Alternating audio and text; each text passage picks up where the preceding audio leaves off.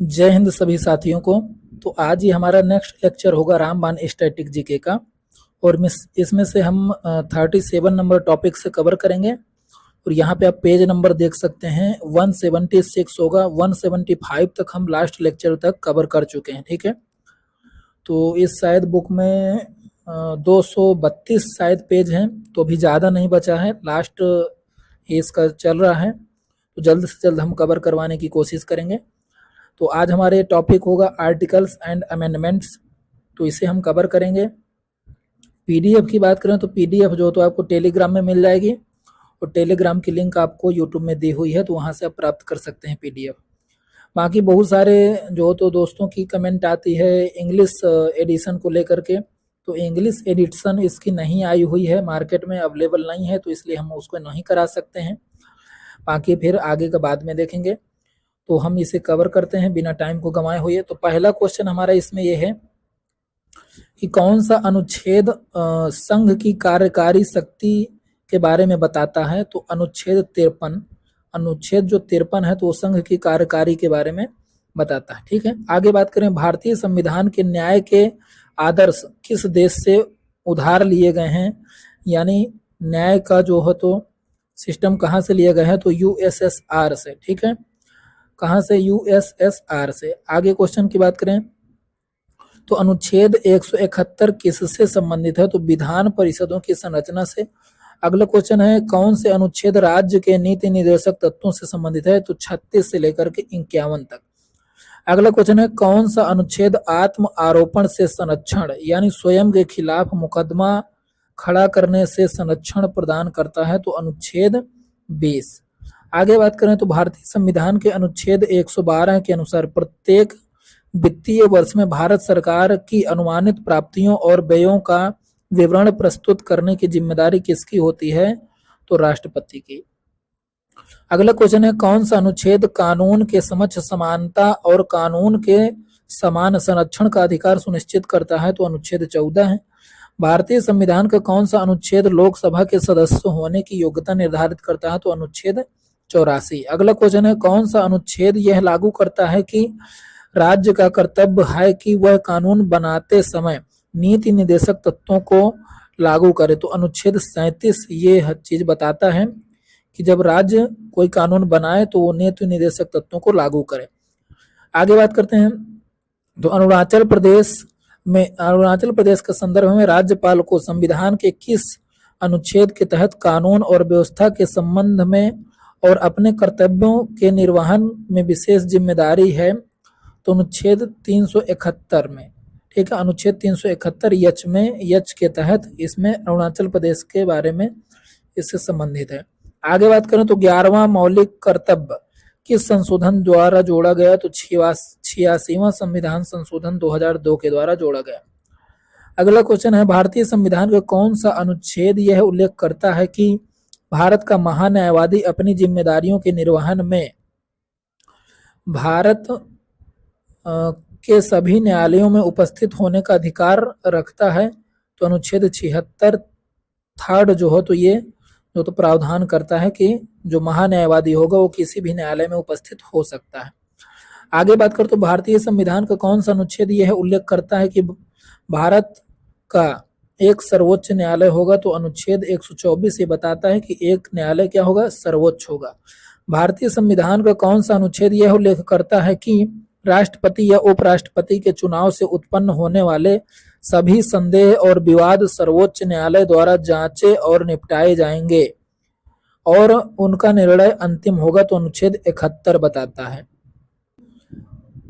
अगले क्वेश्चन की यहाँ पे बात करें तो अगला क्वेश्चन हो जाएगा हमारे साथ भारतीय संविधान का कौन सा अनुच्छेद यह उल्लेख करता है कि राष्ट्रपति अपने कार्यकाल की समाप्ति के बावजूद अपने उत्तराधिकारी के कार्यकाल ग्रहण करने तक अपने पद पर बने रहेंगे, तो अनुच्छेद 56 ये बताता है कि जब तक उत्तराधिकारी नहीं आ जाते तब तक राष्ट्रपति अपने पद पर बने रहेंगे। अगला क्वेश्चन है भारतीय संविधान का कौन सा अनुच्छेद यह उल्लेख करता है कि राष्ट्रपति पुनः चुनाव के लिए पात्र है, तो अनुच्छेद 57 पुनः निर्वाचन का जो तो प्रावधान करता है। अगला क्वेश्चन है भारतीय संविधान की प्रस्तावना के 42वें संशोधन अधिनियम में राष्ट्र की एकता शब्दों के स्थान पर कौन सा शब्द प्रतिस्थापित किया गया? तो राष्ट्र की एकता और अखंडता, ये अखंडता इसमें और जोड़ा गया। अगला क्वेश्चन है, भारतीय संविधान के अनुच्छेद 58 के अनुसार कोई भी व्यक्ति राष्ट्रपति के रूप में निर्वाचन होने के लिए तब तक पात्र नहीं होगा जब तक कि वह भारत का नागरिक ना हो और उसकी आयु 35 वर्ष की ना पूरी कर चुका हो। ठीक है, और इसके अलावा लोकसभा का सदस्य चुने जाने योग्य हो, तभी वो क्या होगा? राष्ट्रपति बनने के योग्य होगा। अगला क्वेश्चन है, भारतीय संविधान का कौन सा अनुच्छेद संवैधानिक उपचारों के अधिकार की गारंटी देता है? तो अनुच्छेद 32 क्या करता है? संवैधानिक उपचारों के अधिकार की गारंटी देता है। अनुच्छेद 32 के तहत हम जो तो हाई कोर्ट और सुप्रीम कोर्ट में जा सकते हैं। आगे बात करते हैं, संविधान के अनुच्छेद द्वारा किस स्वतंत्रता की रक्षा की गई है? तो संविधान के अनुच्छेद 19 घ द्वारा भारत के राज्य क्षेत्र में निर्बाध रूप से घूमने की स्वतंत्रता दी गई है। आगे बात करें तो किस अनुच्छेद में सार्वजनिक संपत्ति की रक्षा करना और हिंसा का त्याग करना जैसे मौलिक कर्तव्यों का उल्लेख किया गया है? तो अनुच्छेद 51A के तहत। अगले क्वेश्चन की बात करें तो अगला क्वेश्चन है, किस मौलिक अधिकार को भारतीय संविधान के नए अध्याय क्या हो जाएगा? यहाँ पे 12 माफ करिएगा, यहाँ पे 4 के भाग 12 में अनुच्छेद 300A जो है 300A के रूप में संवैधानिक अधिकार के रूप में संशोधित किया गया है। तो इसे जो 300A की जगह में क्या है? यहाँ पे संपत्ति का अधिकार, जो हमारा यहाँ पे एक अनुच्छेद था 31 में जो हो तो हमारा क्या दिया हुआ था?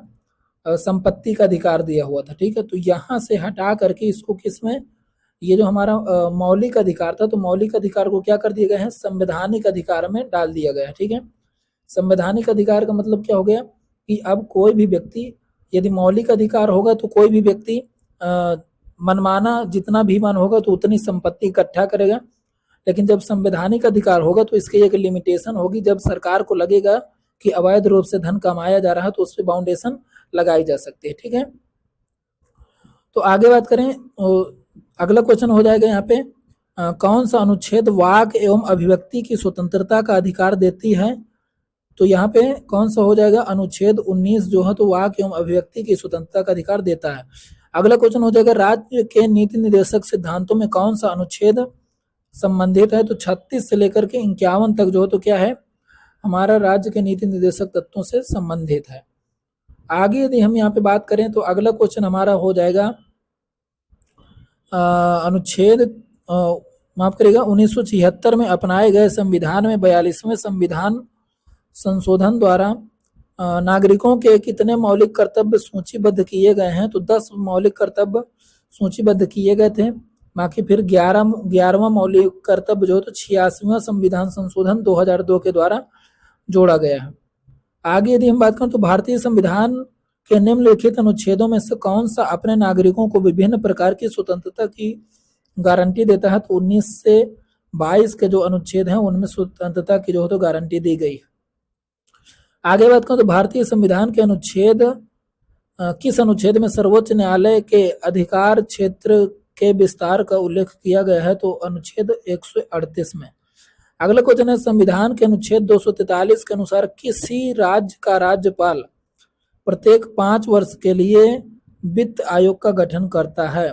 आगे बात करें तो 42वां संविधान संशोधन अधिनियम 1976 में प्रस्तावना में 3 शब्द जोड़े गए, समाजवादी, धर्मनिरपेक्ष और अखंडता। ठीक है, अगले क्वेश्चन की बात करें तो 97वां संशोधन अधिनियम 2011 के द्वारा कौन सा निर्देशक सिद्धांत जोड़ा गया? तो सहकारी समितियों को बढ़ावा देना। भारतीय संविधान का कौन सा अनुच्छेद धर्म, मूल वंश और जाति के आधार पर भेदभाव पर रोक लगाता है? तो अनुच्छेद 15। अनुच्छेद 14 समानता की बात करता है। अनुच्छेद 15 जो है तो क्या करता है? भेदभाव पर रोक लगाता है। और अनुच्छेद जो 16 है वो क्या करता है? नौकरियों में सभी को समान अवसर देता है। और इसके बाद 17 जो है तो अस्पृश्यता का अंत और 18वां जो है तो क्या है? उपाधियों का अंत। ठीक है, यहाँ पे अगला क्वेश्चन देखते हैं, भारतीय संविधान का कौन सा अनुच्छेद भारत के अटॉर्नी जनरल से संबंधित है तो अनुच्छेद 76। अगला क्वेश्चन है, भारतीय संविधान का कौन सा अनुच्छेद राष्ट्रपति या उपराष्ट्रपति के चुनाव से संबंधित या उससे संबंधित मामलों से संबंधित है तो अनुच्छेद 71। अगला क्वेश्चन देखें तो संसद के समक्ष वार्षिक वित्तीय विवरण प्रस्तुत करने की संवैधानिक आवश्यकता भारत के संविधान के अनुच्छेद 112 में दी गई है। 108 में संयुक्त बैठक है, ठीक है। 110 में जो हो तो वित्त की परिभाषा दी गई है और 112 में आपका जो तो क्या दिया गया है, बजट के बारे में दिया गया है। आगे बात करें यदि हम यहाँ पे तो अगला क्वेश्चन हो जाएगा, किस राज्य में संवैधानिक आपातकाल लगाने की सिफारिश करने की शक्ति किसके पास है? तो किसी राज्य में जो तो संवैधानिक आपातकाल लगाने की सिफारिश करने की शक्ति राज्यपाल के पास होती है।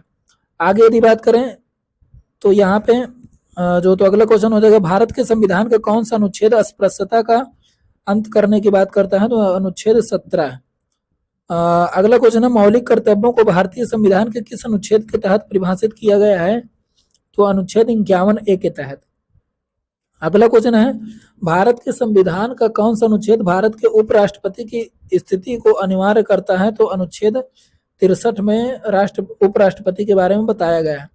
अगला क्वेश्चन है, भारत के संविधान के किस अनुच्छेद के अनुसार सर्वोच्च न्यायालय अपने स्वयं के निर्णयों या आदेशों की समीक्षा कर सकता है? तो अनुच्छेद 137। अगला क्वेश्चन है, भारतीय संविधान का कौन सा अनुच्छेद अल्पसंख्यकों के हितों के संरक्षण से संबंधित है? तो अनुच्छेद 29। अगला क्वेश्चन है, भारतीय संविधान का कौन सा अनुच्छेद भारत के नियंत्रक और महालेखा परीक्षक के कर्तव्यों और शक्तियों के बारे में बात करता है? तो अनुच्छेद 149। अगला क्वेश्चन है, भारत के संविधान का कौन सा अनुच्छेद सजा के मामले में भारत के राष्ट्रपति को क्षमा करने का अधिकार देता है? तो अनुच्छेद 72 जो तो राष्ट्रपति को यह अधिकार देता है कि वो जिसे चाहें तो उनको क्षमा कर सकते हैं। अगला क्वेश्चन है क्या है, भारतीय संविधान का कौन सा अनुच्छेद भारत के नियंत्रक और महालेखा परीक्षक के एक स्वतंत्र कार्यकाल के लिए प्रदान करता है? तो अनुच्छेद 148। अगला क्वेश्चन है यहाँ पे, भारत के संविधान का कौन सा भाग पंचायत से संबंधित है? तो इसका कौन सा भाग हो जाएगा? भाग 9वां, ठीक है। अगले क्वेश्चन की बात करें यहाँ पे तो भारत के संविधान का कौन सा भाग भारत के सर्वोच्च न्यायालय की शक्तियों और कार्य प्रणालियों से संबंधित है? तो ये हो जाएगा हमारे यहाँ पे भाग 5, ठीक है। आगे बात करें यहाँ पे तो संविधान के भाग 6वें में अनुच्छेद 168 से 212 तक राज्य विधानमंडलों के संगठन, संरचना, अवधि, अधिकारियों और अधिकारों, प्रक्रियाओं, विशेषाधिकारों, शक्तियों आदि से संबंधित है। अगले क्वेश्चन की बात करें तो भारतीय संविधान का कौन सा अनुच्छेद शीर्षकों के उन्मूलन से संबंधित है? तो अनुच्छेद 18 जो उपाधियों से संबंधित है, उपाधियों का अंत, तो ये वही है, शीर्षकों का उन्मूलन। अगला क्वेश्चन है, कौन सा अनुच्छेद राष्ट्रपति को एक राज्य के राज्यपाल को निकटवर्ती केंद्र शासित प्रदेश के प्रशासक के रूप में नियुक्त करने के लिए अधिकृत करता है? तो अनुच्छेद 339B, ठीक है। अगले यदि यहाँ पे क्वेश्चन की बात करें तो अगला क्वेश्चन है, अनुच्छेद 53 से 62 तक राष्ट्रपति की योग्यता, कार्यों और उनके कार्यकाल, चुनाव, पुनर्निर्वाचन विधि और दूसरों के बीच महाभियोग को स्पष्ट करता है। अगला क्वेश्चन है हमारे बीच में कि भारतीय संविधान का कौन सा अनुच्छेद अभिव्यक्ति की स्वतंत्रता प्रदान करता है? तो 19 में। अगला क्वेश्चन है, भारतीय संविधान का कौन सा अनुच्छेद किसी राज्य की सरकार के कार्य संचालन से संबंधित है? तो 166। अगला क्वेश्चन है, राज्य के राज्यपाल के पास भारत के संविधान के किस अनुच्छेद के तहत क्षमा शक्ति है? तो राज्यपाल के पास अनुच्छेद 161 के तहत और राष्ट्रपति के पास अनुच्छेद 72 के तहत। ध्यान दीजिएगा कि जो राज्यपाल होता है तो कोर्ट मार्शल को जो हो तो माफ नहीं कर सकता है, जबकि राष्ट्रपति कोर्ट मार्शल को भी जो हो तो माफ कर सकते हैं। आगे बात करें यहाँ पे, कोर्ट मार्शल का मतलब होता है जो आर्मी, फौजी, ये इस लाइन के जो हमारे जो सजा होते हैं तो उनको माफ करने का अधिकार किसी राज्यपाल को नहीं होता है, लेकिन राष्ट्रपति उन्हें भी माफ कर सकता है। आगे बात करें तो भारतीय संविधान के अनुच्छेद 25 से 28 का उल्लेख है तो इसमें क्या है, धर्म की स्वतंत्रता का अधिकार है। अगला क्वेश्चन देखें तो भारतीय संविधान का कौन सा अनुच्छेद शिक्षा का अधिकार प्रदान करता है, तो अनुच्छेद 21A।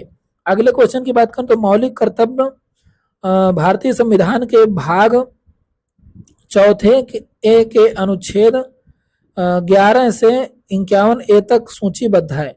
आगे यदि हम बात करें यहाँ पे तो भारतीय संविधान में समानता का अधिकार, समानता के अधिकार में 5 लेख अनुच्छेद हैं। समानता के अधिकार में कितने जो हो तो यहाँ पे अनुच्छेद दिए गए हैं, तो 5 अनुच्छेद यहाँ पे दिए गए हैं।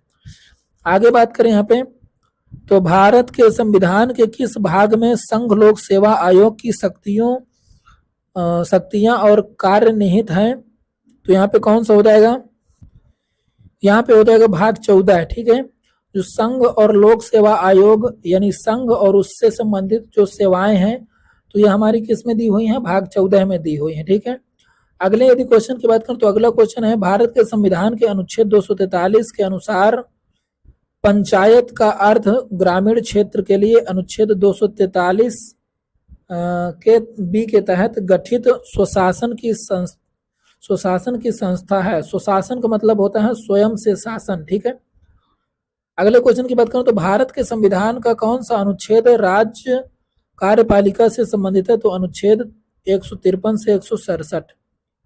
अगले क्वेश्चन की बात करें तो भारत के संविधान का कौन सा अनुच्छेद चुनावों के अधीक्षण निर्देशन और नियंत्रण के बारे में बात करता है, तो अनुच्छेद 324। अगला क्वेश्चन है यहाँ पे भारतीय संविधान में अस्पृश्यता का उन्मूलन अनुच्छेद 17 के तहत किया जाता है। अगला क्वेश्चन है भारतीय संविधान का कौन सा अनुच्छेद जीवन और अभिव्यक्ति जीवन और व्यक्तिगत स्वतंत्रता के संरक्षण से संबंधित है, तो अनुच्छेद 21।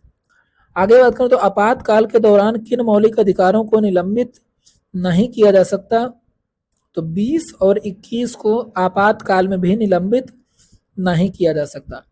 अगले यदि हम क्वेश्चन की यहाँ पे बात करें तो अगला क्वेश्चन है भारतीय संविधान के मूल पाठ में 395 अनुच्छेद शामिल हैं।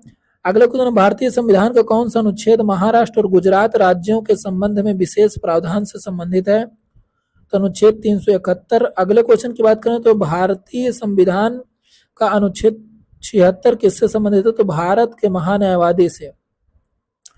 अगला क्वेश्चन है भारतीय संविधान का अनुच्छेद 143 किससे संबंधित है, तो सर्वोच्च न्यायालय से परामर्श लेने के लिए राष्ट्रपति की शक्ति, यानी राष्ट्रपति सर्वोच्च न्यायालय से किसी भी विषय पर सलाह ले सकता है, लेकिन राष्ट्रपति उस सलाह को मानने के लिए बाध्य नहीं होता है, आपको यह भी याद रखना है। अगला क्वेश्चन है हमारे साथ भारतीय संविधान का कौन सा अनुच्छेद सार्वजनिक रोजगार के मामलों में अवसर की समानता के अधिकार देता है, तो अनुच्छेद क्या हो जाएगा, 16 है। अनुच्छेद 17 में क्या है, अस्पृश्यता का अंत। अनुच्छेद 18 में क्या है, उपाधियों का अंत। ठीक है, अगले क्वेश्चन की बात करें तो भारतीय संविधान का अनुच्छेद 243 के से संबंधित है, तो पंचायतों के चुनाव। अगला क्वेश्चन है भारत के सर्वोच्च न्यायालय के मूल क्षेत्राधिकार को भारतीय संविधान के किस अनुच्छेद के तहत परिभाषित किया गया है, तो 131 के तहत।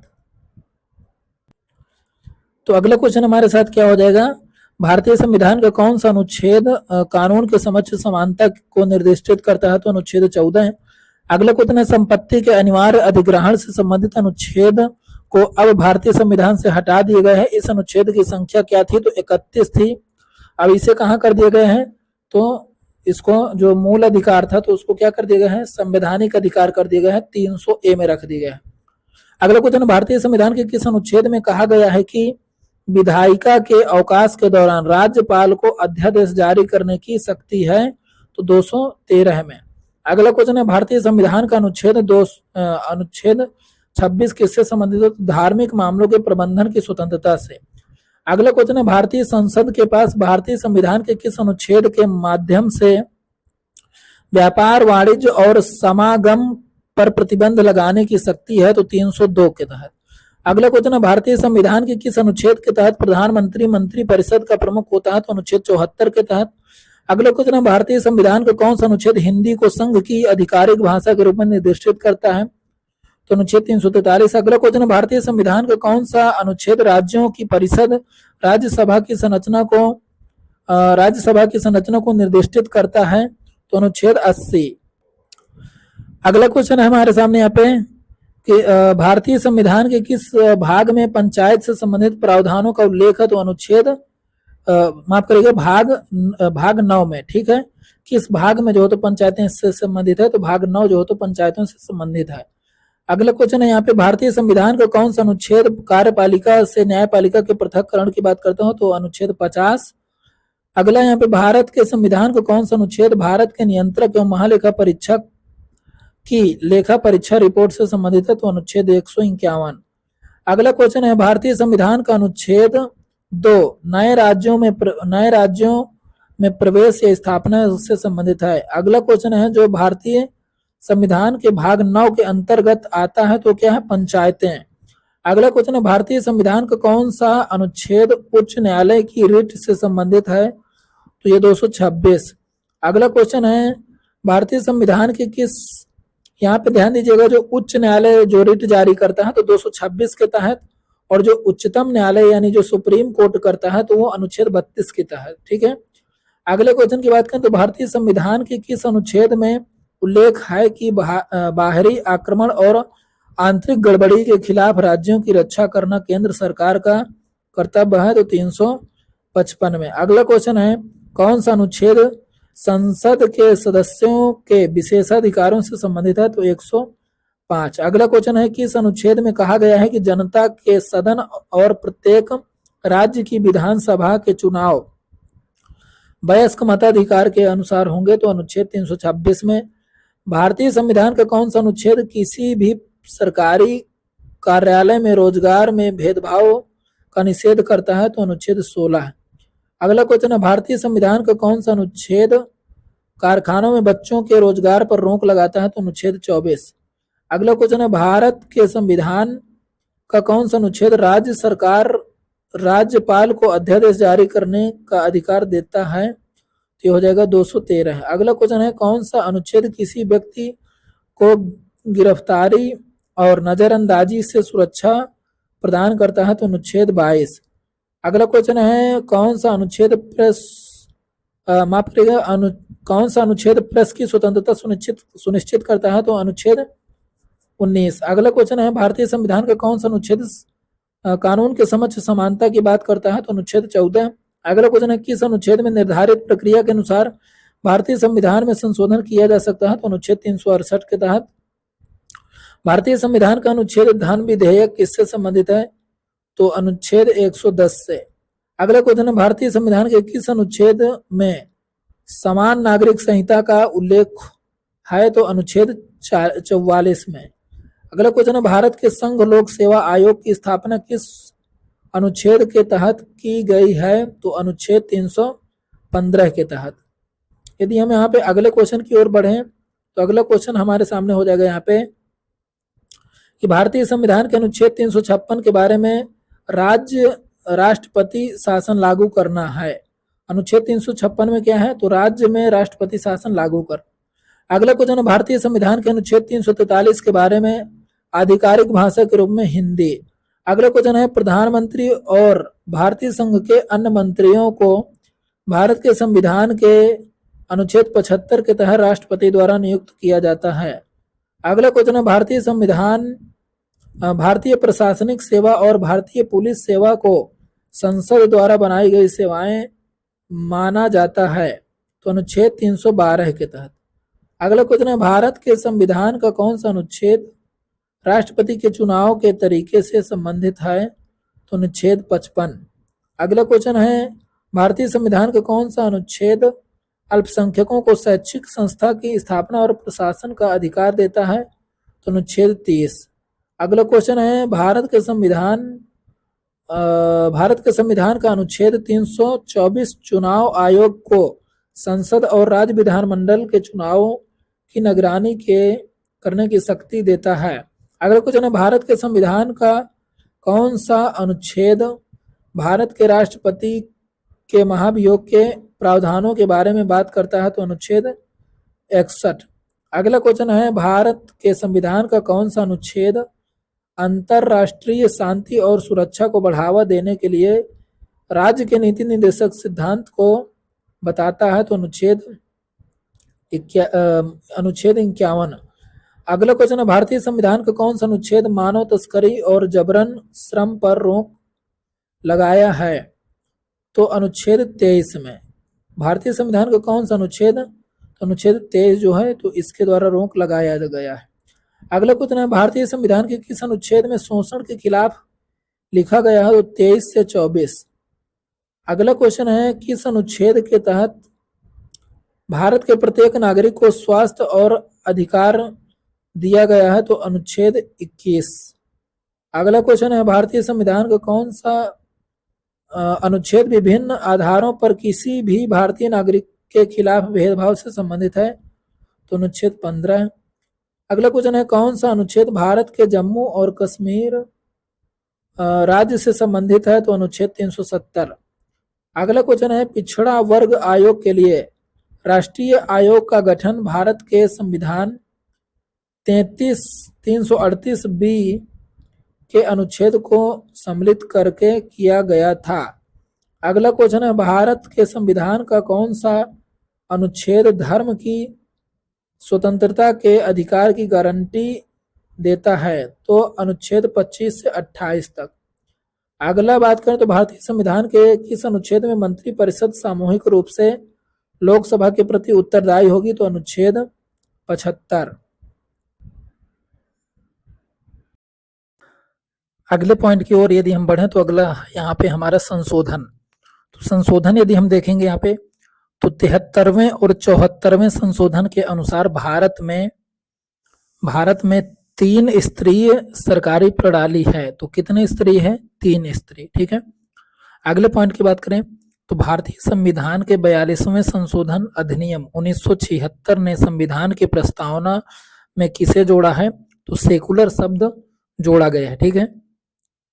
अगले क्वेश्चन की बात करें तो भारतीय संविधान के 101वें संविधान संशोधन अधिनियम ने एक राष्ट्र एक टैक्स की प्रणाली की शुरुआत की है। ठीक है। तो 101वां जो संविधान संशोधन है उसमें से एक राष्ट्र एक टैक्स की जो है तो प्रणाली शुरू की गई है। अगले क्वेश्चन की बात करें तो किस संविधान संशोधन अधिनियम के पारित होने के बाद अब 6 मौलिक अधिकार हो गए हैं? तो 1978 में 44वां संविधान संशोधन पारित होने के बाद जो है तो मौलिक अधिकार कितने बचे हैं? 6 बचे हैं। ठीक है। आगे बात करें तो 1976 में स्थापित स्वर्ण सिंह समिति की सिफारिश के अनुसार 42वें संविधान संशोधन किया गया था। तो 42वें संविधान संशोधन किसकी सिफारिश पर किया गया था? स्वर्ण सिंह समिति की सिफारिश पर किया गया था।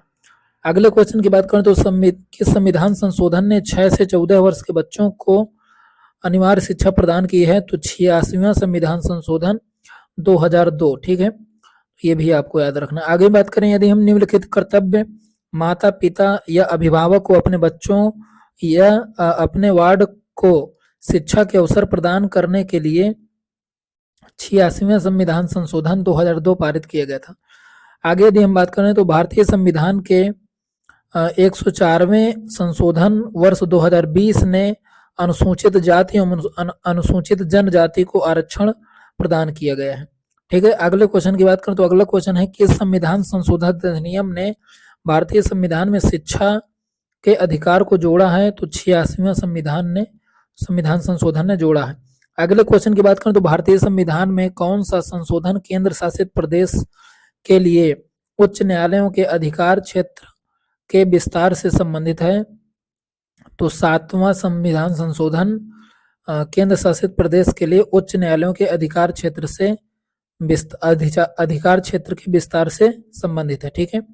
अगले क्वेश्चन की बात करें तो भारतीय संविधान के किस संवैधानिक संशोधन अधिनियम के लिए लघु संविधान संशोधन शब्द प्रयोग किया जाता है? तो 42वां जो संविधान संशोधन 1976 था तो उसे लघु संविधान भी कहा जाता है। आगे यदि हम यहाँ पे बात करें तो 103वां संविधान संशोधन किससे संबंधित है? तो आर्थिक आरक्षण से संबंधित है, मतलब ईडब्ल्यूएस से। आगे बात करें तो किस संवैधानिक संशोधन ने पांडिचेरी को केंद्र शासित प्रदेश बनाया? तो 14वां संविधान संशोधन पांडिचेरी को क्या बना दिया? केंद्र शासित प्रदेश बना दिया। अगले क्वेश्चन की बात करें तो 124वें संवैधानिक संशोधन के अनुसार शैक्षणिक संस्थान में आर्थिक रूप से कमजोर वर्गों के लिए आरक्षित सीट कितना है? तो यहाँ पे कितना हो जाएगा? 10 हो जाएगा। कितना हो जाएगा? 10।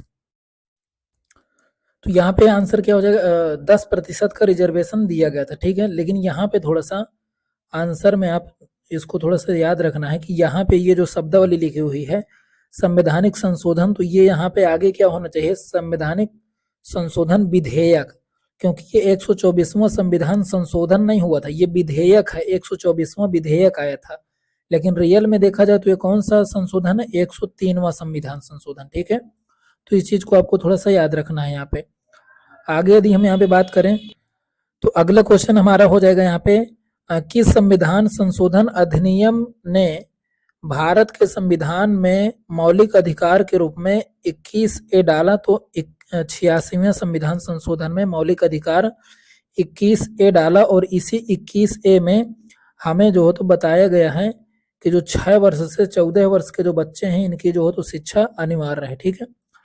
अगला क्वेश्चन यदि हम देखें तो अगला क्वेश्चन हमारे सामने, हिंदी में भारतीय संविधान के आधिकारिक पाठ को किस संविधान संशोधन द्वारा प्रकाशित करने के लिए अधिकृत किया गया? तो 98वां संविधान संशोधन 1987 में।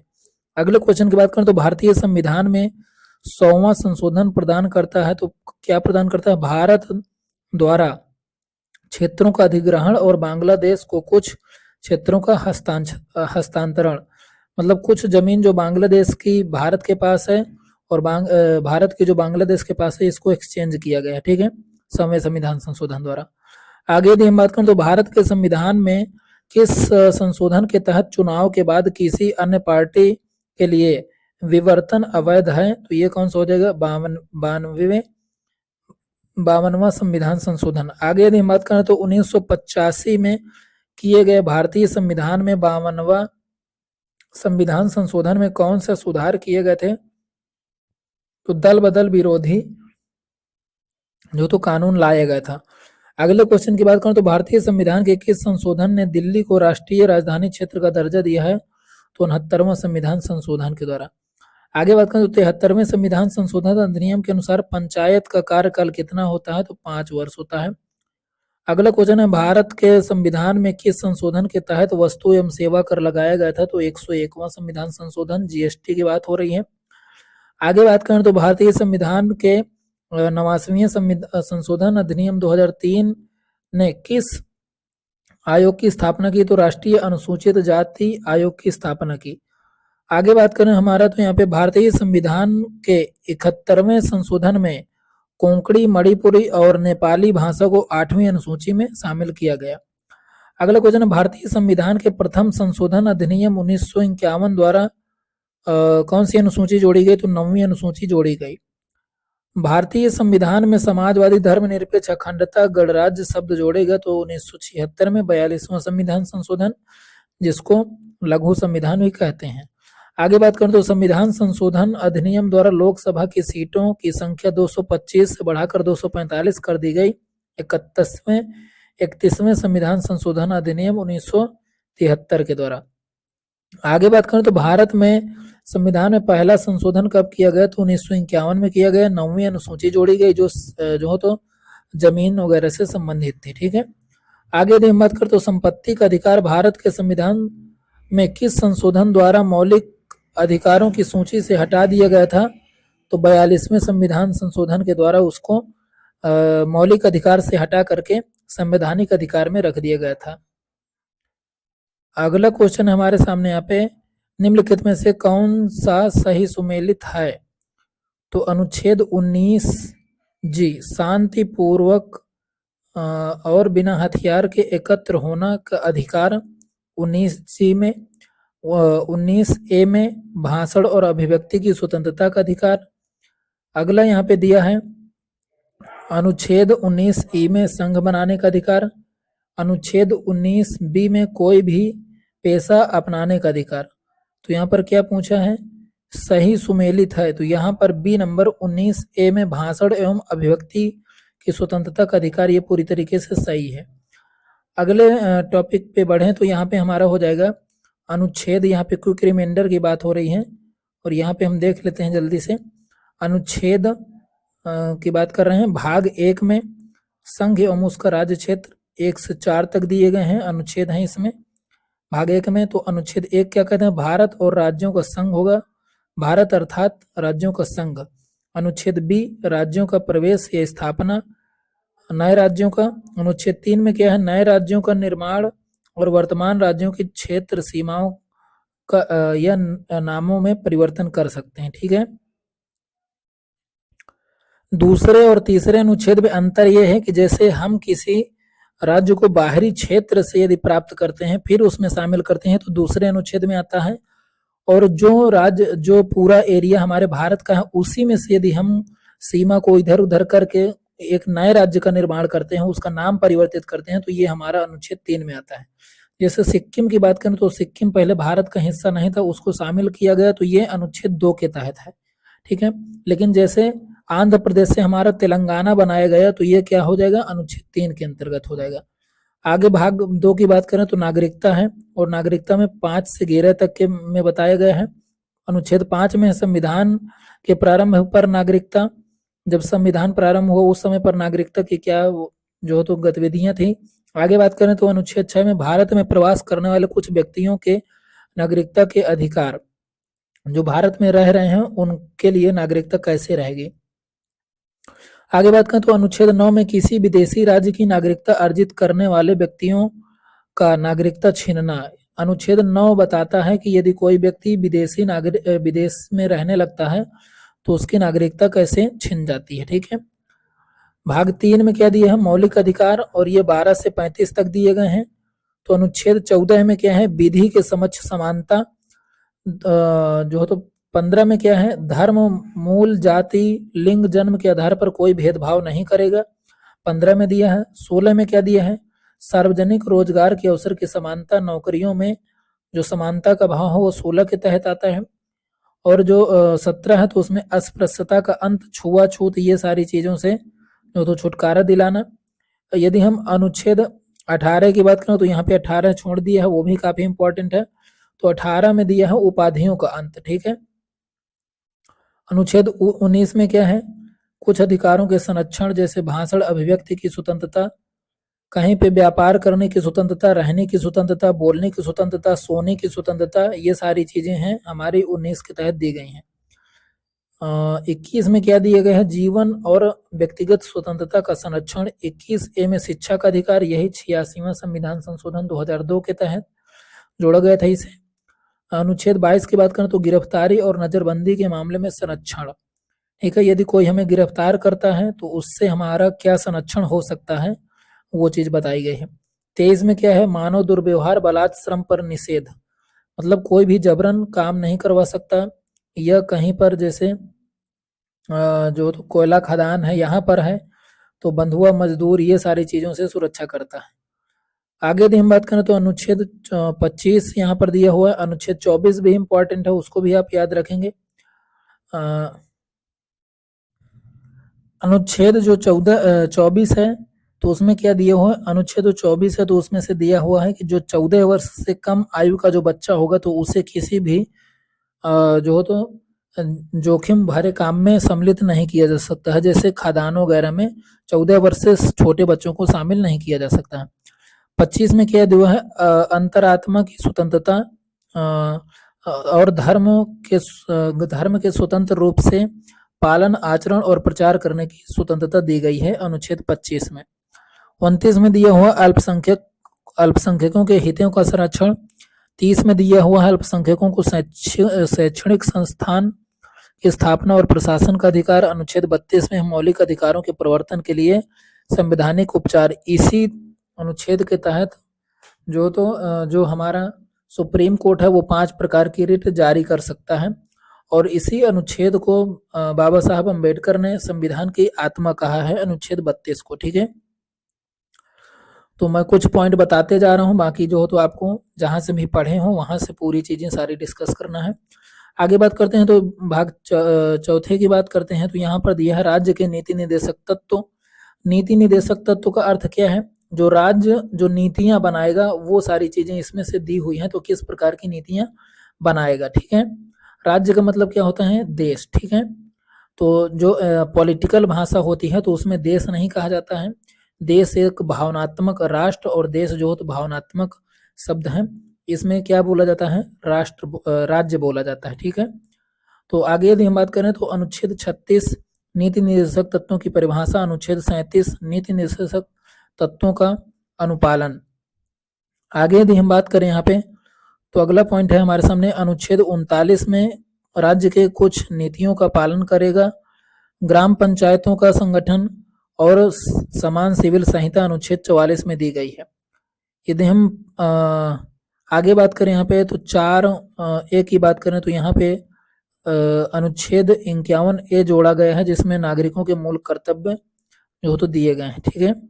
आगे बात करें तो भाग 5 में अनुच्छेद 52 से लेकर के 151 तक दिए हुए हैं। आगे बात करें हम यदि यहाँ पे तो जो 52 से लेकर 78 तक है तो 52 अनुच्छेद में क्या बोलता है कि भारत का एक राष्ट्रपति होगा। अनुच्छेद 53 में संघ की कार्यकारी शक्ति जो है राष्ट्रपति पर निहित होगी। राष्ट्रपति का निर्वाचन, राष्ट्रपति के पद की शपथ, उपराष्ट्रपति का पद और उपराष्ट्रपति का संघ राज्य सभा का सभापति होना, ठीक है। आगे बात करें तो अनुच्छेद 79 में दिया है संसद का गठन, 80 में दिया है राज्यसभा, 81 में दिया है लोकसभा, 100 में दिया है मतदान और स्थगन, 108 में दिया है संयुक्त बैठक, 110 में दिया है धन विधेयक की परिभाषा यानी धन विधेयक क्या है, और 112 में दिया है वार्षिक वित्तीय विवरण यानी बजट कौन सा है? अनुच्छेद 112 में, ठीक है। 123 में क्या है? अध्यादेश बनाने की राष्ट्रपति की शक्ति, ठीक है। आगे यदि हम बात करें तो अगले भाग में हमारा 152 से 237 तक दिया हुआ है। अनुच्छेद 153 में राज्यपाल, 154 में राज्य की कार्यपालिका की शक्ति, 161 में दिया है राज्यपाल की क्षमा शक्ति, अनुच्छेद 163 में दिया हो राज्यपाल का मंत्रिपरिषद के साथ कार्य करना, 164 में मुख्यमंत्री और मंत्रियों की नियुक्ति, 168 में राज्य विधानमंडल की संरचना और 200 में राज्य विधानमंडल द्वारा पारित विधेयकों पर राज्यपाल का विचार, ठीक है। आगे यदि हम बात करें तो अगले भाग हमारा 243 से यहाँ पर 243 ओ तक है। तो यहाँ पर ए में क्या लिखा हुआ है? 243 ए में ग्राम सभा, 243 बी में पंचायतों का गठन, 243 डी में पंचायतों में अनुसूचित जातियों, अनुसूचित जनजातियों और महिलाओं के लिए आरक्षण, ठीक है, इलेक्शन में।